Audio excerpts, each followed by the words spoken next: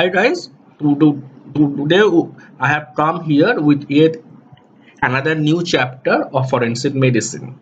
Now this chapter is different from all other chapters because this is the only chapter that will help you in practicing medicine safely. The one of the most benefits of reading forensic medicine is that this is the only subject that tells a doctor how to practice his skills in a safe way so that he can save himself from the legal and ethical problems. And this is the chapter where we will deal with this. Now we have all going through a time when the doctor patient relationship is at its nadir, where each and every action of a doctor is scrutinized by not only the patient, his family, the media, the administration, the government, and the general public and society at large. Everyone in our circle and in our society is scrutinizing each and every move made by doctors with a magnifying glass. So, practicing medicine or surgery under so much scrutiny is a Herculean task.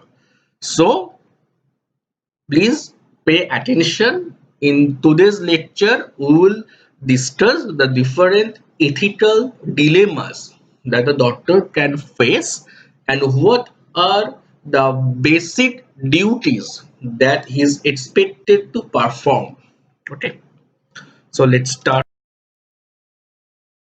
with the term ethics. Ethics, the term it is derived from a Greek term ethikos. It stands for the rules of conduct that govern the natural disposition in human beings. That is, the ethikos or ethics means it's a set of principles that a group of people are supposed to abide by. So, what are medical ethics? Medical ethics are a set of moral principles that all registered medical practitioners are supposed to abide by in their dealings with the patient, with each other, and with the society or state at large. So, a registered medical practitioner in his lifetime will deal with patients. He will also come across other doctors or his colleagues, and also he is expected by the government and the society to perform certain duties for the benefit of the society at large.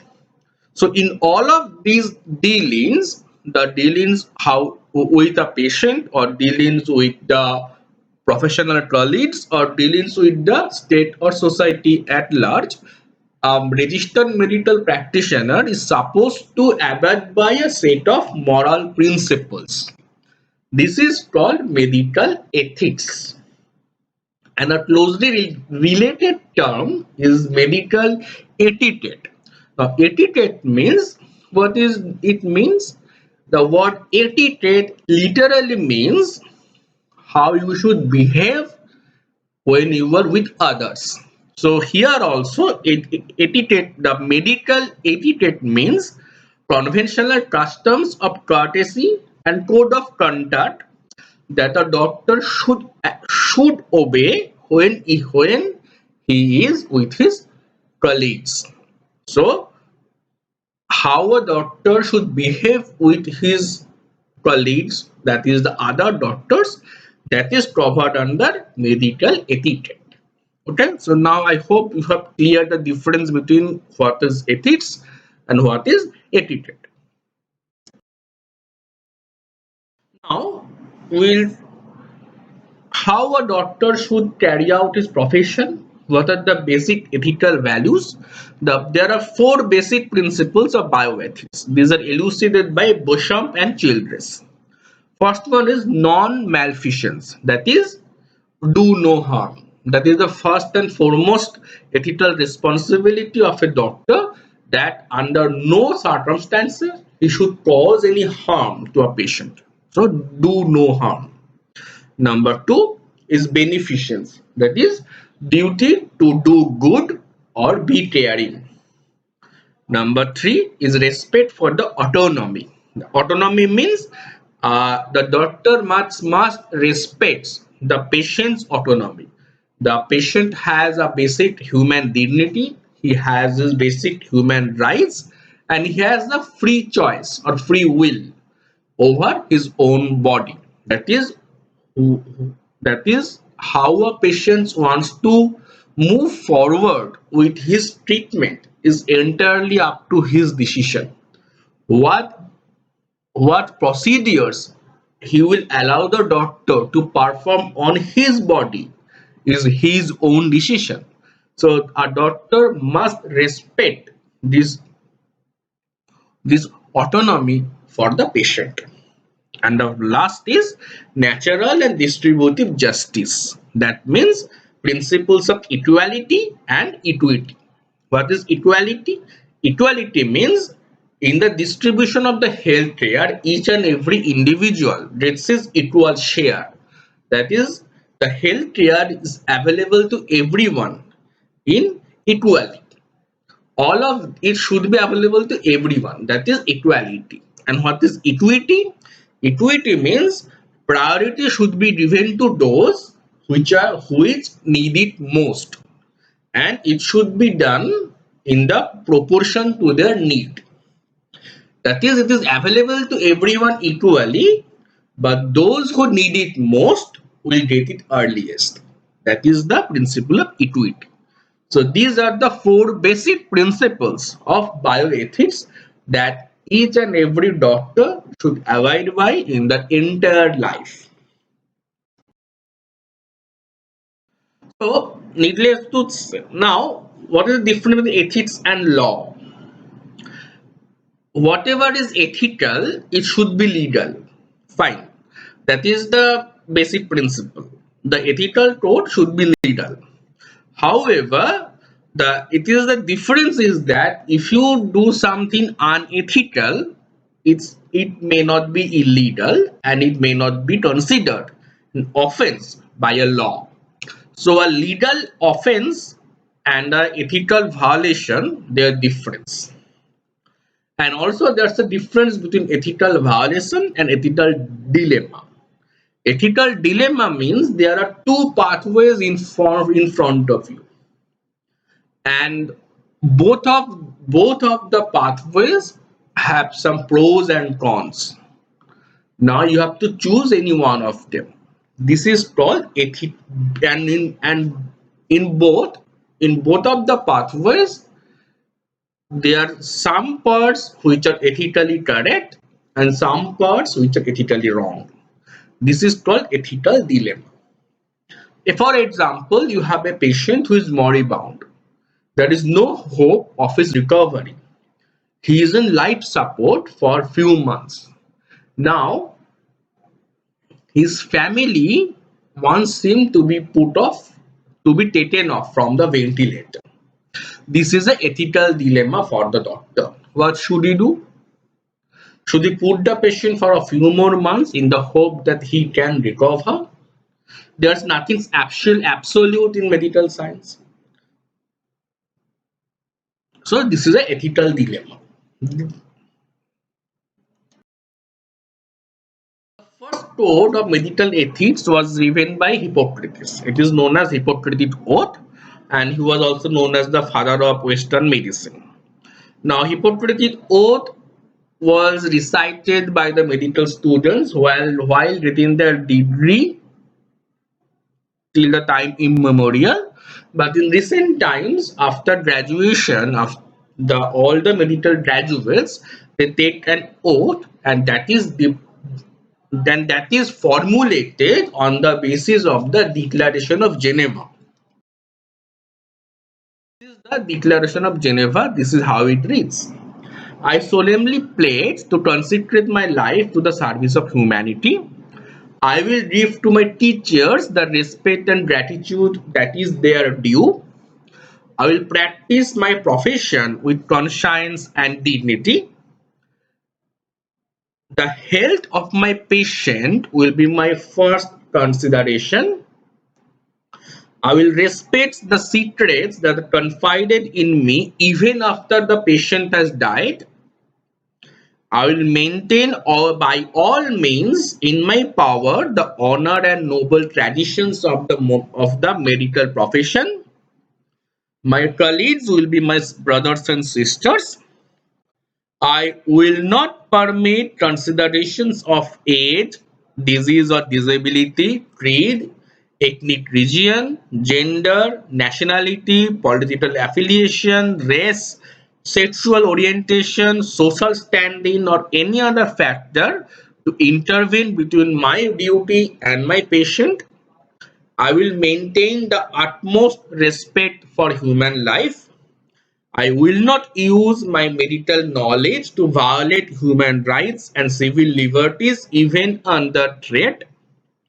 I made these promises solemnly, freely, and upon my honor.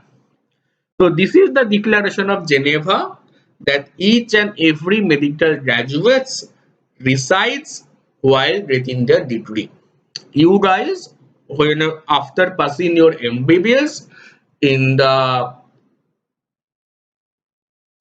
ceremony, you will also have to uh, read this oath.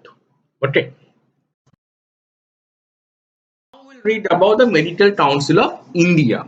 We all know that the medical education in India, it is controlled by MCI, or Medical Council of India.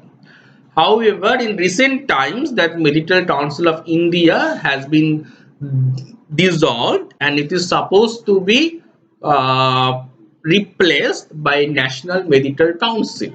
However, National Medical Council is yet to be formed, and still until now Medical Council of India is run by a board of governors who are overseeing the day-to-day functions of Medical Council of India. But before that, before this happened, before the board of governors came into the picture, the Medical Council of India was constituted in this systemic manner. One member from each state other than a union territory is nominated by the central government in consultation with the respective state government.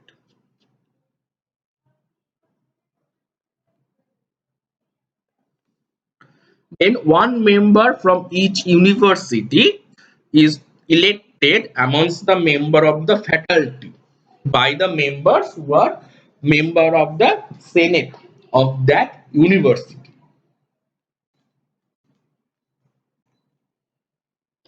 Then each state where a state medical register is maintained, the registered medical practitioners, they elect one member from each state.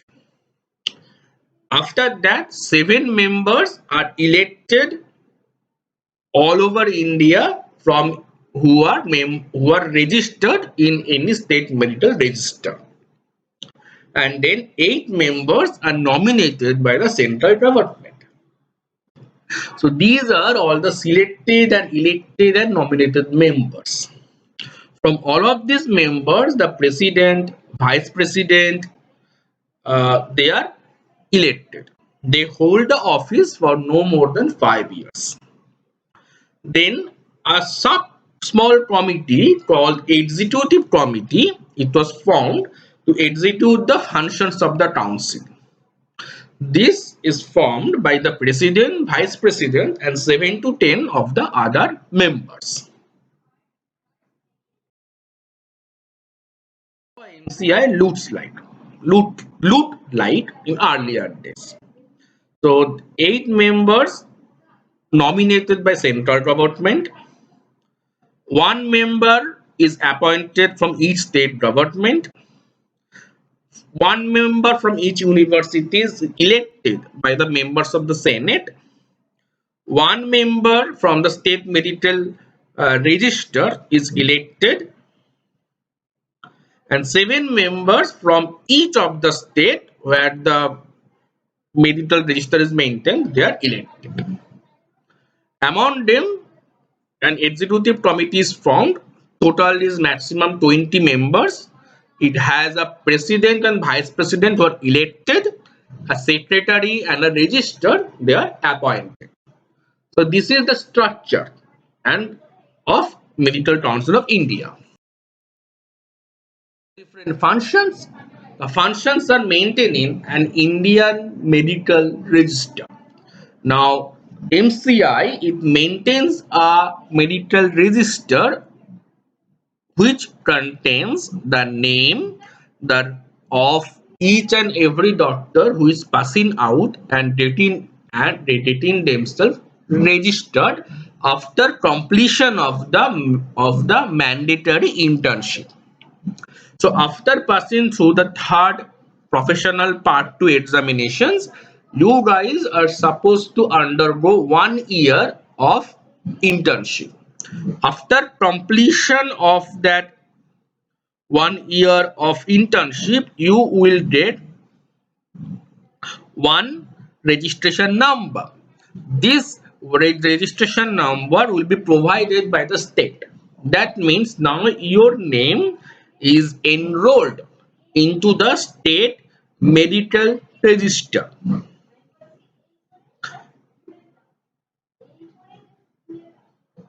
After getting into that, after getting into that, your name will be automatically entered into the Indian Medical Register. Now, Indian Medical Register has three schedules. First schedule contains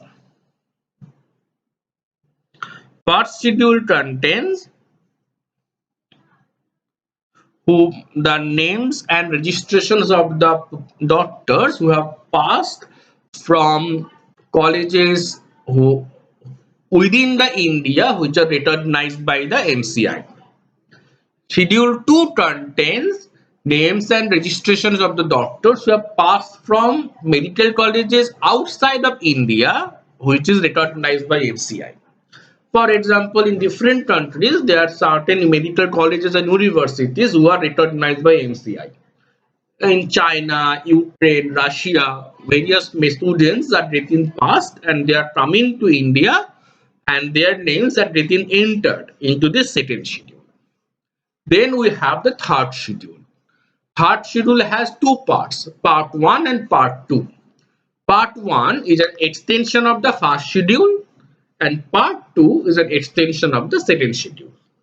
So this is the three schedules of the Indian Medical Register.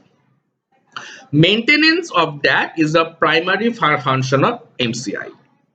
Its next function is the regulation of the standard of the undergraduate and postgraduate medical education.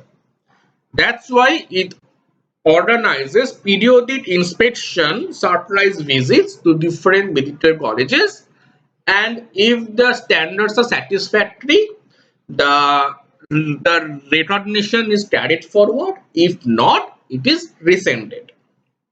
Now, third function is the recognition of the foreign medical qualification and de-recognition of medical qualification if there are some cases arise.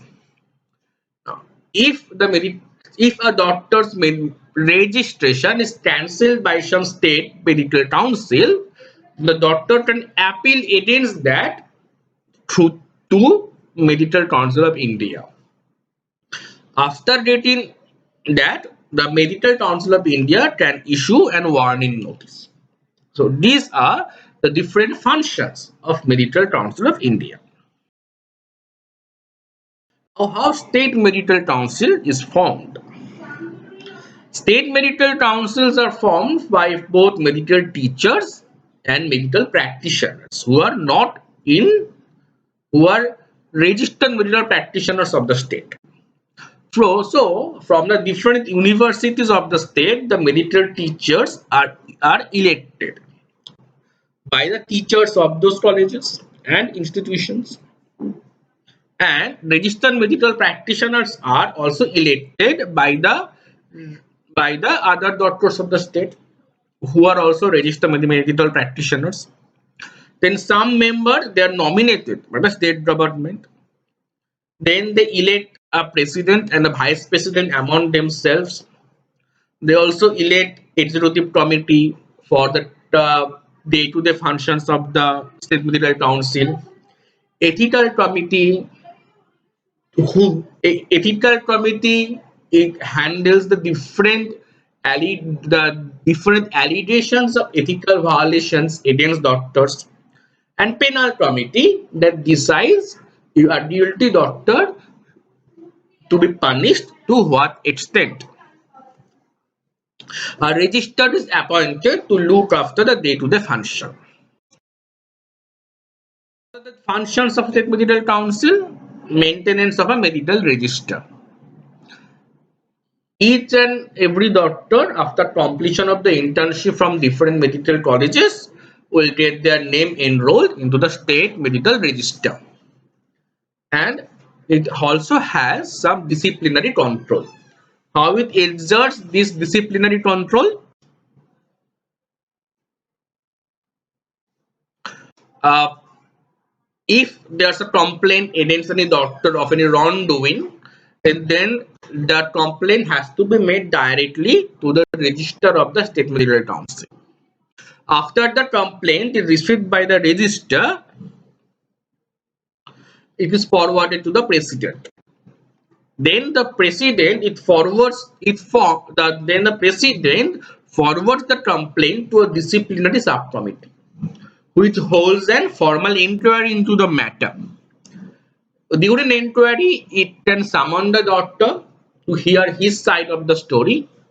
It can summon the patient family to hear their side of the story. Then they go through the treatment records, all the investigations, and they deliberate among themselves. After that, they can decide that if it's a minor infection, they can just issue a warning notice to the doctor that in future if something like this happens, you will be punished to a greater extent. Or it can decide to erase that doctor's name from the state medical register. This is called penal eraser. It can be temporary for a certain duration, 6 months or 1 year, or permanent. Means the doctor's name is permanently erased from the state medical register.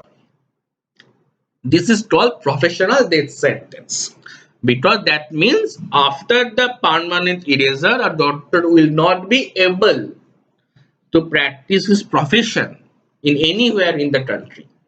So permanent erasure of name from the state medical register is called professional death sentence. What are the other situations when a doctor's name can be permanently erased? After his death. So what are the once you get your name enrolled into a state medical register, you are now a registered medical practitioner or Indian medical graduate. These are the two terms which are used. So let's use the older term, registered medical practitioner. So what are your rights and privileges? Now you are a medical man and you are entitled to prescribe medicines, and all medicines which are even enlisted in the Dangerous Drug Act. The Ayush practitioners, that is the homeopathic medicines or Ayurvedic, they also can prescribe some certain medicines, but excluding those which are listed in the Dangerous Drug Act. A registered medical practitioner can set up a medical practice anywhere in country. He can hold an official or semi-official post in any government or a public body run hospital. He is entitled to sign statutory medical certificates such as birth certificate, death certificate, certificate of mental illness, etc. He is entitled to sue for he is entitled to a fee in lieu of the services rendered, and these professional fees, if not paid, he can sue the patient party in the court of law. However, gratuitous service means free.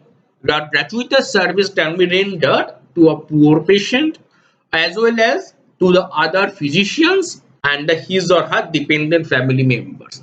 This is a medical etiquette to provide free medical service and consultation to the dependent family members, to other doctors and then themselves. That means if a dermatologist visits a cardiologist for some heart ailment, it's a common courtesy and a medical etiquette for the cardiologist to give his consultation free. However, if it proceeds to a intervention, then he should take the fees for the intervention. But the normal consultations, they should be done without any money. He and she is entitled to perform medico-legal autopsies. He is entitled to give the evidence in the court of law as an expert witness, as we have covered in the chapter of the legal systems, that any doctor in the eyes of the court is an expert witness. In the British countries, that means in England or where there's a jury system, if a doctor is summoned to be a jury, he can be relieved of this jury duty with the request that he has to treat some patients. A doctor has the right to choose his and patient. This is a very important. A doctor has every right to choose his patient, which patient to see, which patient to not, unless it's an emergency or life-saving condition. That means if you are in duty in the emergency department, you cannot choose your patient. But if you are giving your service in an outdoor and the waiting patient is reasonably fit, then you can choose to see him or not. You can add title, description, etc. to his name. That is the prefix doctor in front and all the degrees that he has after that, after the name. So these are the different rights and privileges of a registered medical practitioner. Now, what are the different duties towards the patient? The patient is a treatment of the patient is an implied contract. That means it's a contract between the doctor and the patient. There are no other outsiders. So it's his duty to provide the medical treatment to the best of his ability. That is his duty to the sick person. And there's a duty to continue the treatment till the patient refuses not to do so, or he expires, or he is completely cured. Duty to earn confidence, charge for professional service, right to choose a patient, duty to give the proper directions. That is, a patient comes, you examine him and give and write a prescription, and then duty doesn't end here. You have to explain each and everything on the prescription to the patient. It's your duty to explain how to take the medicines, empty stomach or before food and after food, what are the precautions to be taken, what are the likely side effects, what food to be avoided, what food to be preferred. So how these are the all directions that should be given to the patient in his own vernacular. A patient doesn't know English and you tell and you just read the prescription out in English and expect him to understand everything, you are not done with your duty. Okay. Duty to offer proper regimen of the treatment, duty to notify communicable diseases. Communicable diseases means now we have COVID-19, before that we have dengue, then certain notifiable diseases are listed by the government like polio, yellow fever. These are the different notifiable diseases. If a doctor come across the patient, it's his legal duty to inform the government. Examination and consent, that is, you cannot touch a patient without his consent. First get a consent of the patient, then do a complete examination of the patient. Duty as regards the result of the examination, that means after doing the examination it's your duty to communicate the result directly to the patient. It's a confidential information between you and your patient. Without the patient's permission, you should not divulge the result of the examination to anyone else, even to a family member who is paying your fees. Okay, so a couple has come, the wife is your patient, the husband is paying your fee, but without the wife's permission, you cannot divulge your examination findings and the nature of the illness to the husband even. Okay, because it's a contract between you and the patient, not anyone else. And this is also your duty to maintain professional secrecy. Whatever happens between a doctor and the patient is a professional is a confidential information, and it's a doctor's duty to maintain professional secrecy. And privileged communication means some exceptions to the professional secrecy that we'll go through in detail in the following slides. So the duties of the medical practitioners toward the state. These are the notification of the infectious diseases. As I said, it's your duty to inform the government. Notice to police if you come across any criminal activity like criminal abortion or any injury, etc. Notification of birth and death, issuing of certificates, and respond to emergency military services. These are the duty that the doctor has towards the government. The duties of medical practitioners towards one another. Expect the doctor should extend the same honor, respect, and good behavior to other doctors as you expect from them. This is a common knowledge. You should give respect to others as you expect them to respect you. You should not do utter anything that to lower down or criticize your colleague in front of the patient. That means a patient has come to you, he was treated by some other doctor, you must not criticize that doctor in front of the patient, which will often do. Okay, you must not do that. This is a very unethical thing to do. This is not illegal, this is unethical. Okay.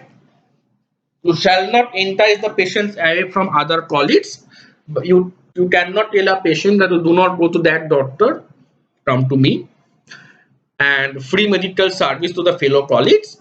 These are the normal duties and etiquettes that the doctor should abide by. So duties of the physician in consultation. So unnecessary consultation should be avoided. That means you should not call the patient every other day to visit. Consultation is for the patient's benefit only, not for collection of your fees. And you should maintain punctuality to the best of your ability while consultation. A doctor is very much a doctor leads a busy life. He has his hospital, he has his private practice, he has his teaching duties. So you should maintain a balance between it, and a certain degree of relaxation is always uh, advisable. That is, you can delay by 10 minutes, 15 minutes, or half an hour, but you should not make it a habit. You should maintain punctuality as much as possible. So if it's a group consultation, if the patient is seen by a group of doctors, then all communication should be done in presence of the other consulting physicians. However, if there's a difference of opinion between the doctors, it should not be divulged unnecessarily in front of the patient. So, while treating a patient, if some unexpected change occurs, then the physician has every right to continue the consultation or change the course of the treatment, but that should be duly explained to the patient. And if a doctor is going on leave for some days, then before going on leave, it's of the doctor's duty to refer their patients to a second consultant for treatment in his absence. And that consultant should be should hold degree and experience as close to him as possible. Okay, and that consultant to him you are referring your patient, you should brief them about your patients, at least provide the patients with a written history which they can give the other doctors so that he can understand the patients better. So a case summary must be given. That is your duty. This last thing, this is never done. That gives rise to many problems. In a Kolkata hospital, there was an uproar against the doctor who is late to his OPD daily by hours. And one day, the aggrieved patient family members, they ransacked the hospital because they were waiting for 2 hours for the doctor to arrive, and he never did. And it's his habit to be late. That should be avoided. Okay, so you must be punctual as much as possible. And also there are many cases where doctors are sued because he went on a leave after the surgery or during the course of the treatment, and during the leave some complication arise and the patient was treated by some other doctor who had no idea about the case.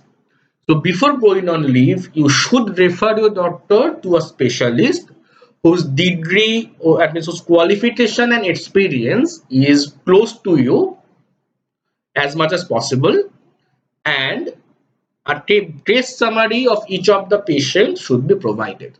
That is the least you can do. Okay. What is the privacy and confidentiality?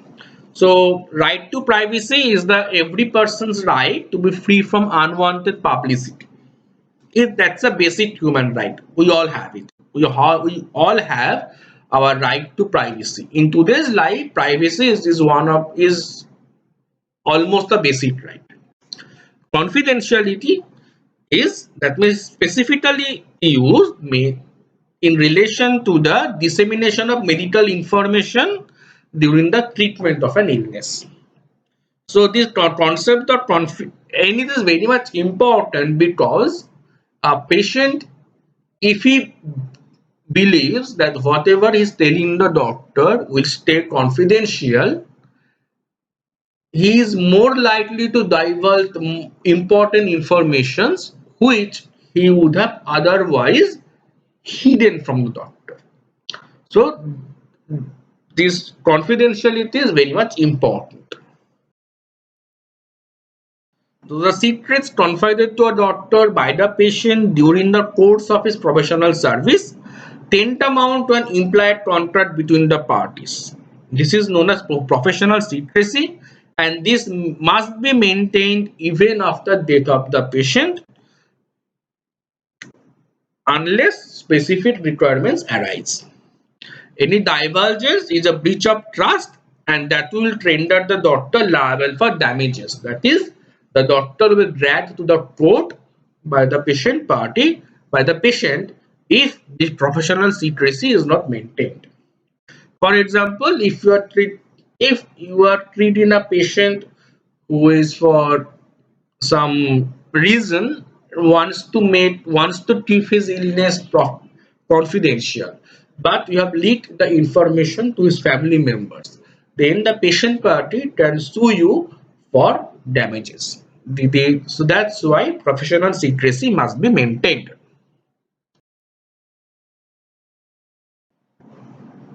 A doctor must not discuss the illness of the patient to anyone else without his consent, not to even a public or statutory body, except in case of notifiable disease.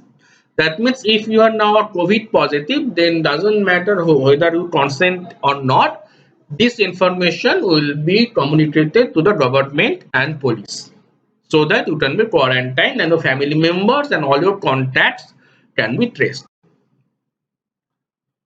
If the patient is minor or is mentally ill, consent of the guardian should be taken. Doctor must not unveil the secrets confided or nature of the illness detected even to the husband about his wife and vice versa without the express desire of the patient. A doctor should not reveal the nature of the illness even if to the employer, or that means if a person is your patient who is under employ of another person and that employer is paying your fees and he demands to know what is wrong with the patient, without his permission you cannot divulge that information to the employer. Okay, there's an exceptions to the confidentiality when in criminal matters. If the doctor owes it to the patient to the obligation of professional secrecy. However, section 202 of IPC makes the doctor liable to punishment if he does not bring note the information regarding commission of any crime to the notice of the police. That is, any information regarding a criminal act must be communicated to the police. This is a obligation by a doctor who is working in a government hospital. However, if you are a private practitioner, then it's a dubious situation. So, if you are called to treat an woman over whom some criminal abortion has been done, and the woman specifically forbids the doctor to communicate anything to the police, then you should make a detailed record and communicate and discuss the matter with another practitioner and make him your witness that you are withholding the information from the police by the will of the patient. If the condition of, however, if the patient dies, now it's homicide, then police should be informed. Okay. Privilege and another exception to the patient confidentiality is privileged communication. What is privileged communication? Privileged communication is a bona fide statement to a doctor on a subject matter and it is communicated to the concerned authority as a part of his duty to the public interest of the community at large. That means to serve the doctor has some duty to the community or society that he should inform certain diseases to for benefit of the society. And then in these situations, this uh, professional secrecy can be breached. And this communication is called privileged communication. So it is a communication extended by a doctor to the proper authority who has the legal, social and moral duties to protect the public. Okay. So this must be unbiased, bona fide and without malice. That means the patient has refused to pay your fees, then to extract revenge, you cannot divulge the information. This must be done without malice for benefit of the society. For example, a doctor is duty bound to inform the superintendent of a hostel if the hostel staff suffers from a communicable disease, because that staff must be quarantined. Otherwise, all occupants of the hostel will be exposed to the disease. A doctor must report to the respective employer if he finds out that his patient, who is a driver, has epilepsy, because he can suffer a seizure while driving and cause danger to so many lives, or he has a drug addiction, alcoholism, color blindness. A colorblind person cannot should not drive. So this is his duty to inform the employer that, look, your employee such and such, who is my patient, he is suffering from color blindness. Okay, if he's a driver. So what you should do, you should jump at the hoop to inform the employer at first. No, you should first try to persuade the patient to change the employment or take a leave till he is cured. If that is not possible and the patient refuses to make the communication himself, now he should inform the appropriate authority. You should not make it a public. You should not print the news in a newspaper. You should not communicate to media or social media, or put it in the Facebook that my patient is colorblind. No, you should communicate it directly to the appropriate authority. In patient's interest, that means if the patient refuses to undergo proper treatment, then you can divulge the information to the family that, look, that patient is suffering from this disease, he requires a surgery, but he is refusing to go through it. You are doing this in the patient's interest. Suffering from venereal disease, then you can inform that to the sexual partner of the patient or his spouse. Okay, a patient who is suffering from syphilis or gonorrhea should be prohibited from using swimming pools, public swimming pools. As a part of statutory duty, a doctor is duty bound to notify infectious diseases to the public health authorities like COVID-19, dengue, influenza, malaria, etc., polio. Uh, in civil and criminal suits of the patient against the doctor, when doctor is the defendant, then he can disclose details of the patient's illness in the court of law to save himself. Now he must, in his defense, he can do it unhesitatingly. Now all bets are off. When doctor needs to defend himself in the court of law against the patient. But if his doctor is the witness and he is not the defendant, he is the witness, and court asks about the patient's illness, but patient has not consented to it, then the doctor can say to the court that this is a professional secret. If furthermore the court orders the doctor to divulge the professional secret, then he should ask the judge that, I would like to submit my answer in writing in a sealed envelope directly to you, your honor, and it is for meant your eyes only. Okay, so that is a doctor's duty.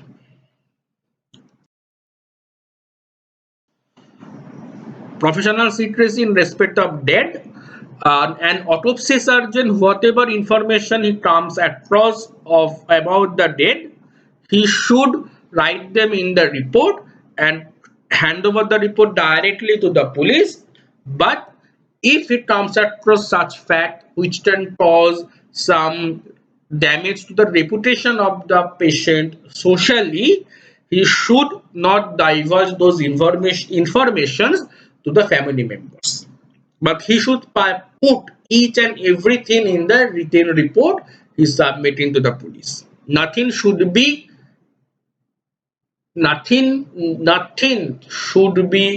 omitted in from the report.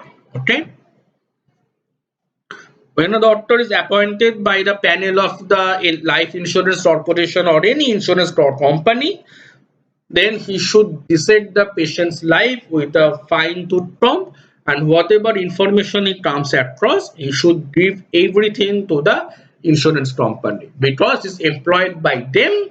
So his duty is towards the insurance company, not to the person he is cheating. Okay.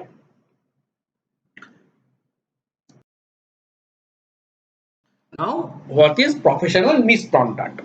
Professional misconduct is if it is shown that a medical man in the pursuit of his profession has done something which can be reasonably regarded as disgraceful or dishonorable by his professional veteran of good repute and competency, then he is guilty of infamous conduct in a professional respect.